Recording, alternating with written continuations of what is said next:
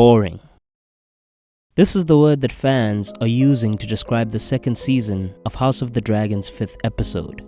This episode has also been described as slow-paced by some fans, and I honestly don't disagree with any of them. But why is this episode so boring and slow? In fact, why has this season received more criticism about its pacing and quality than the last?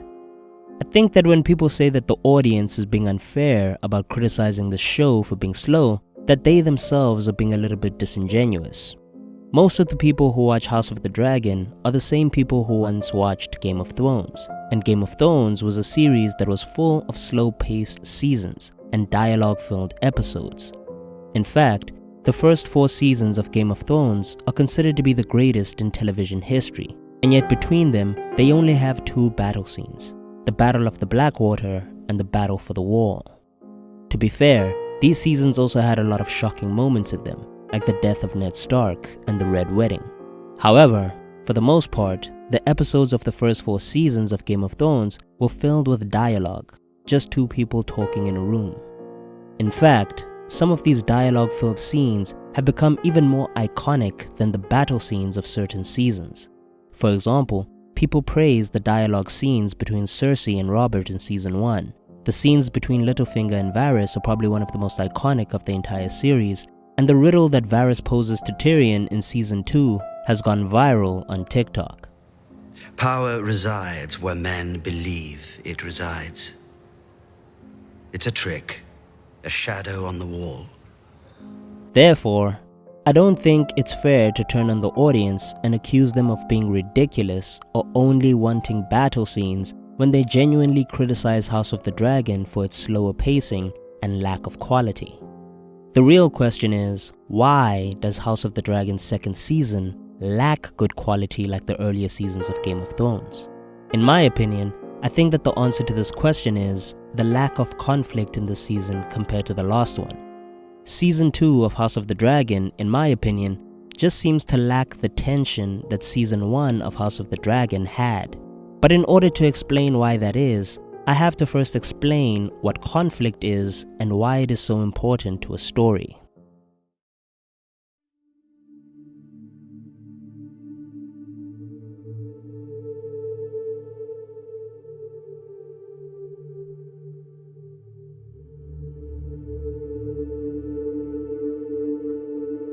To put it simply, conflict happens when a character really wants something and they take actions or make decisions to try and get it, but there's an obstacle in their way that prevents them from actually getting it.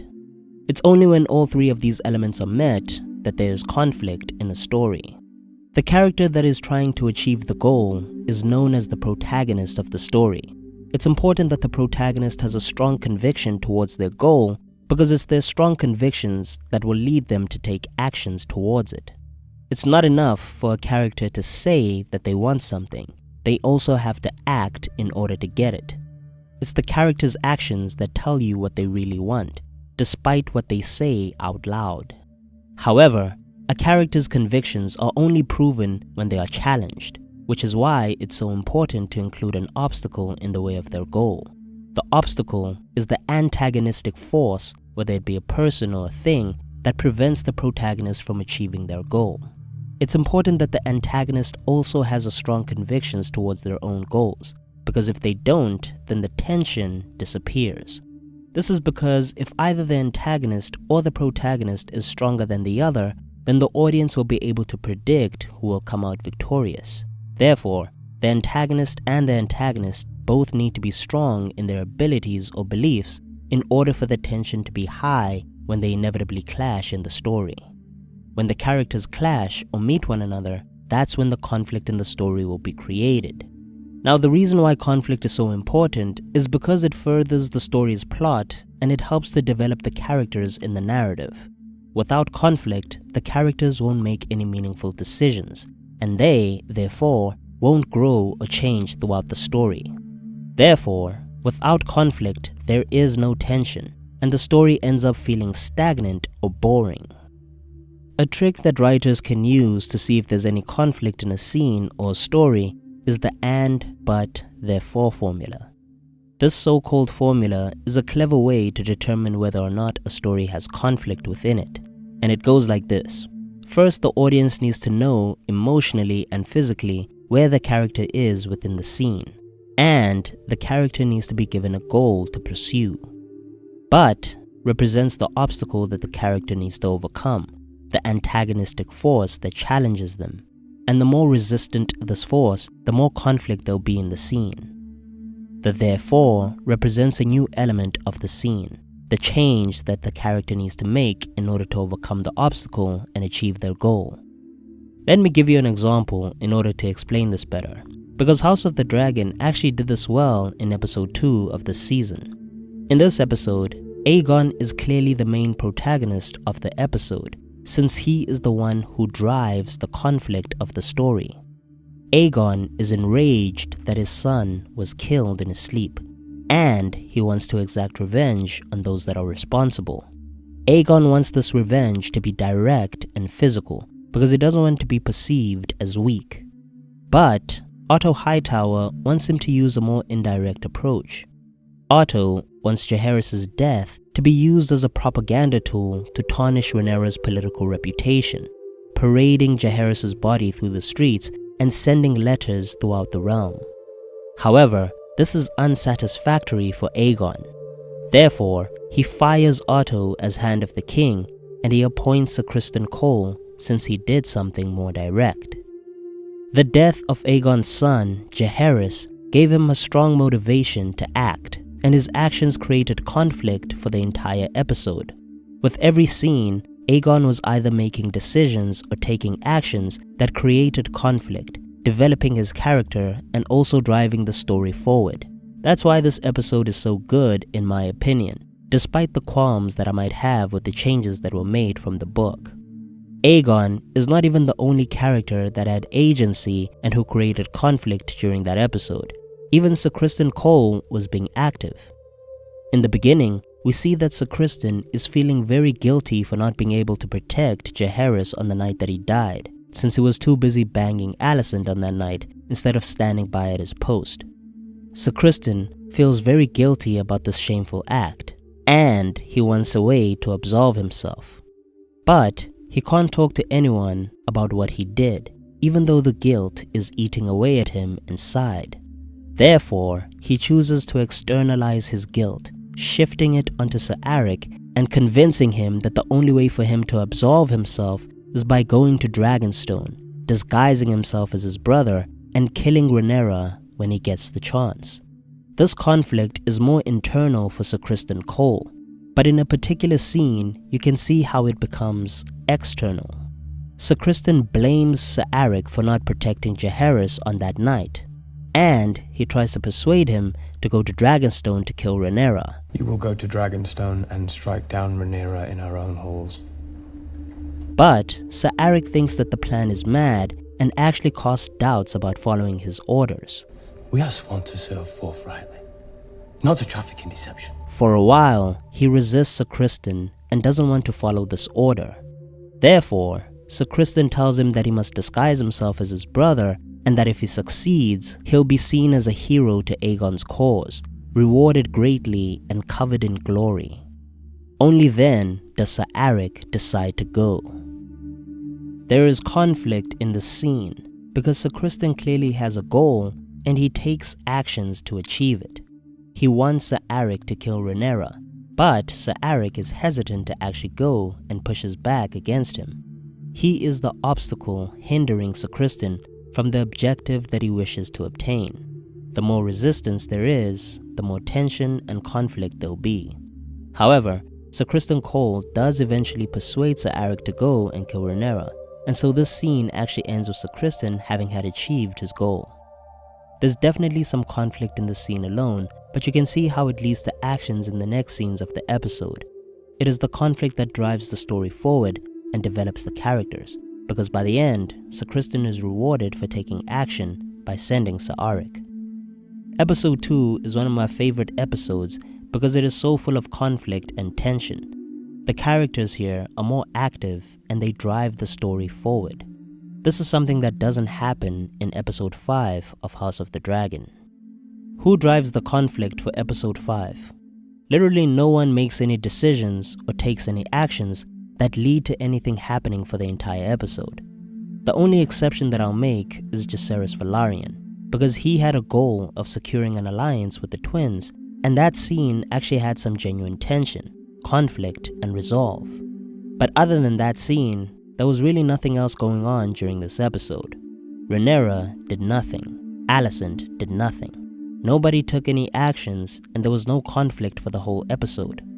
The worst part about it is that this part of the story should have so much conflict, but the writers have omitted elements of conflict for Rhaenyra's character that would have been very interesting to watch.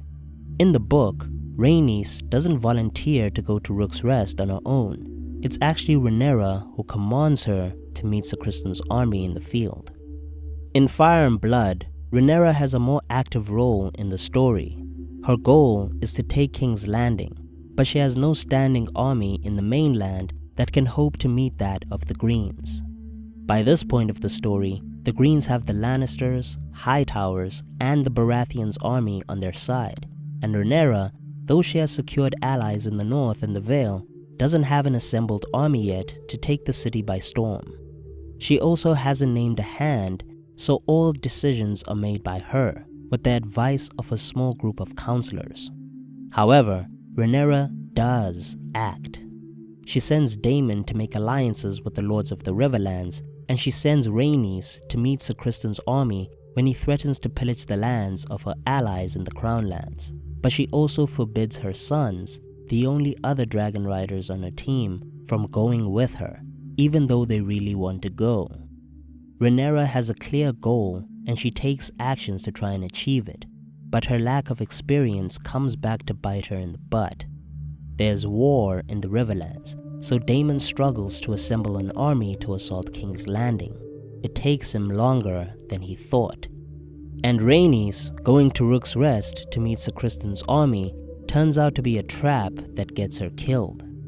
Therefore, Rhaenyra makes decisions and takes actions, but they fail dismally, which makes her realize that she needs a hand with a lot more experience than she does. This could have been her arc in Season 2, realizing that she lacks experience and then trying to find a hand with more experience to help her. In the book, this is when she approaches Corlys Velaryon, but Corlys is angry at her for sending Rhaenys alone without her sons to support her. In fact, in the book, Corlys is recorded as having said, "It should have been you. Staunton sent to you, yet you left it to my wife to answer and forbade your sons to join her." In Fire and Blood, Corlys doesn't come back to Rhaenyra's side right away. He needs some convincing. That is why in the book, Jacaerys, who at this point is so skilled at negotiating, goes to Corlys Velaryon and probably makes apologies on his mother's behalf. He would have probably tried to make Lord Corlys understand that he could not stand by on the sidelines and not support Rhaenyra's cause, because if the Greens should prevail, he too would be beheaded as a traitor along with the rest of them. Therefore, the best thing for him to do would be to help Rhaenyra make better decisions, since he is far more experienced in governance. Also, this is the part of the story when Jace would convince him by sharing his plan about the dragon seeds, thus luring Lord Corlys even more. Episode 5 would have been better if the writers would have stuck to this version of events, because then the conflict of this episode and the next would concern trying to convince Lord Corlys to come back to the Black Council and help Rhaenyra by being her hand. There could have been some resistance from Lord Corlys, who would have rightfully been angry about the death of his wife and son, turning away from Rhaenyra and threatening to abandon her cause. This would have created a lot of tension during the episode. Without his wealth and his ships, how could Rhaenyra possibly hope to prevail in her cause? That could have been the inciting question throughout the episode. However, the writers don't want Rhaenyra to make any mistakes or face any resistance to her cause. They want her to appear to be perfect in contrast to the Greens, as though her allies will stick beside her because she's a girl boss queen. Even when Baela is convincing Corlys to come back to the Black Council, all she has to do is remind him that Rhaenys was a girl boss queen herself, and that her dying wish was to put another girl boss queen on the Iron Throne. I will see Rhaenyra ascend the Iron Throne, as Rhaenys wished. As Rhaenys herself should have. Yes, Queen! Slay! There's no luring him in with a plan to take the city, or reminding him about how the Greens would behead him if they won. You know, reasonable stuff that would convincingly persuade him to come back. There's none of that. Corlys comes back to Rhaenyra because she's a badass girl boss, and he wants to make his late wife proud by helping a girl boss ascend the Iron Throne. Forget about tension and forget about conflict, and just focus on the fact that Rhaenyra is a girl boss. In contrast, Alicent is the victim of the patriarchy. This moment is very sad for her because she's not given power by the men around her just because she's a girl. To be honest, I don't even blame these men because Alicent, much like Rhaenyra, hasn't done anything throughout the season. She makes no decisions and she takes no actions to try and help in the war effort. All she does is complain and bicker and tell people to do nothing.